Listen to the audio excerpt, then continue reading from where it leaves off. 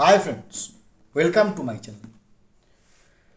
আমি প্রথমেই বলে রেখেছিলাম স্পেশাল ইন্টেন্সিভ রিভিশন এই যে একটি রিভলিউশনারি স্টেপস নিয়েছে ন্যাশনাল ইলেকশন কমিশন, এর একটা বিপ্লব সৃষ্টি করবে।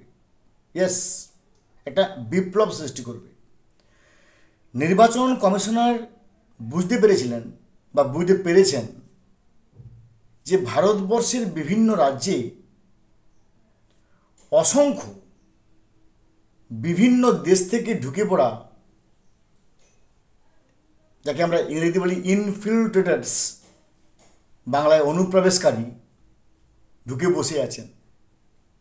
তিনারা কেউ কেউ আবার কোনো জায়গার স্থানীয় প্রশাসক, কেউ পঞ্চায়েত প্রধান, কেউ মিউনিসিপ্যালিটির চেয়ারম্যান, কেউ বা আরও কোনো লোকাল অথরিটিজ মাথায় বসে আছে।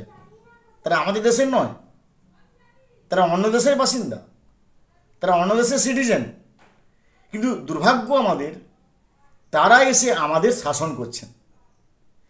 এটা কিন্তু কমিশনারের মনে হয়েছিল। তার জন্য এই স্পেশাল ইন্টেন্সিভ রিভিশন একটি ইনিশিয়েটিভ স্টেপ নিয়েছে এবং এটাকে নিয়ে অনেক রাজনৈতিক দল, তাদের হয়তো মনে হতেই পারে তাদের হয়তো অন্য কোনো বাইন্ডিংস আছে, তাদের হয়তো অন্য কোনো মন্তব্য থাকতেই পারে। 10টি রাজনৈতিক দল এবং একটি অ্যাসোসিয়েশন সুপ্রিম কোর্টে মামলা করেছিল। সুপ্রিম কোর্ট শুধুমাত্র আধার কার্ড, রেশন কার্ড, ভোটার কার্ডকে বলছেন যে গুরুত্ব দিতে হবে বা গুরুত্ব দেওয়ার কথা বিবেচনা করতে হবে under soft and mild consideration, কিন্তু কোনোভাবেই এই স্পেশাল ইন্টেন্সিভ রিভিশনকে বন্ধ করার কোনো প্রশ্নই উঠে না। নিশ্চয়ই আপনারা জানেন যে এই বছর নভেম্বর মাসে 2025 সালের নভেম্বর মাসে বিহারে বিধানসভা নির্বাচন। গতকাল বিকেল 4টে পর্যন্ত যে রিপোর্ট আমি আপনাদের কাছে নিয়ে এসেছি, আপনাদের চোখ কপালে উঠবে। হ্যাঁ, ঠিক শুনেছেন, চোখ কপালে উঠবে। বিহারে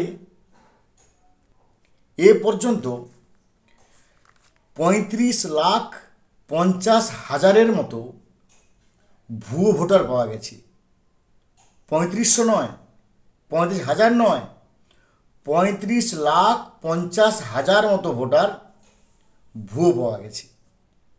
আমি এই রিপোর্টটা দিচ্ছি গতকাল বিকেল 4টে পর্যন্ত রিপোর্ট। এখনও is continuing in full swing. এই ফিগারটা কোথায় যাবে নিশ্চয়ই আমরা আন্দাজ করতে পারছি।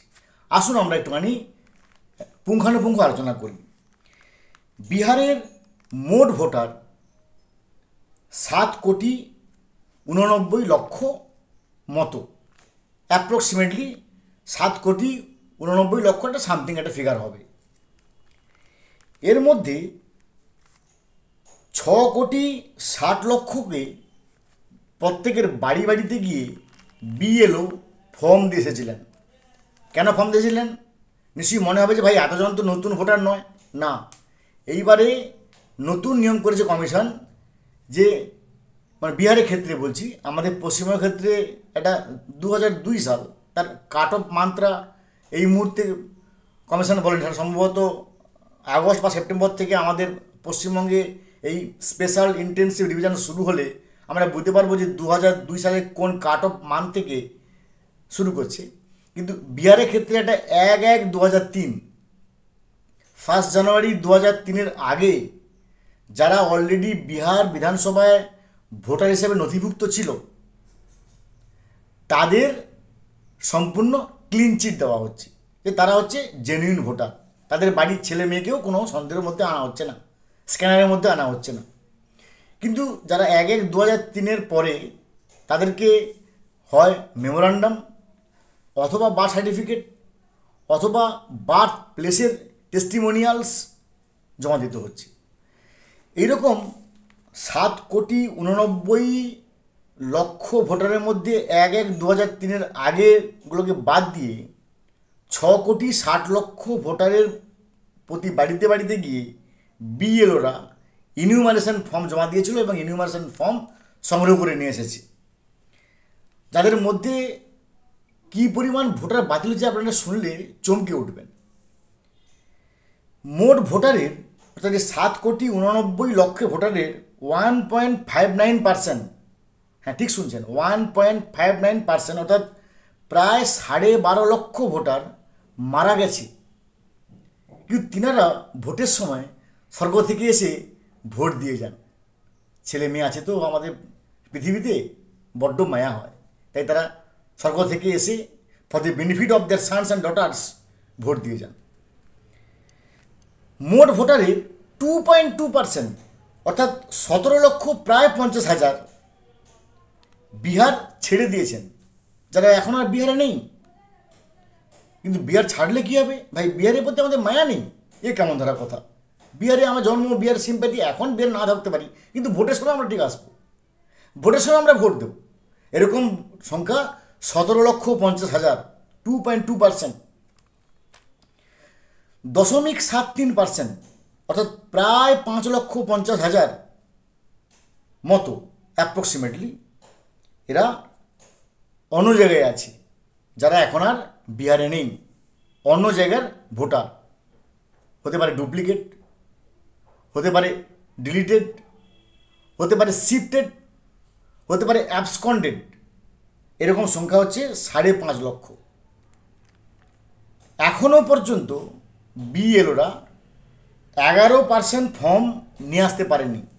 হয় কারো বাড়িতে তালা বন্ধ, হয় কেউ বাড়িতে নেই, কিংবা বাড়িতে থাকলেও তার ফর্ম ফিল আপ হয়নি। এরকম 11% এখনও ফর্ম বিএলওরা তুলে আনতে পারেনি।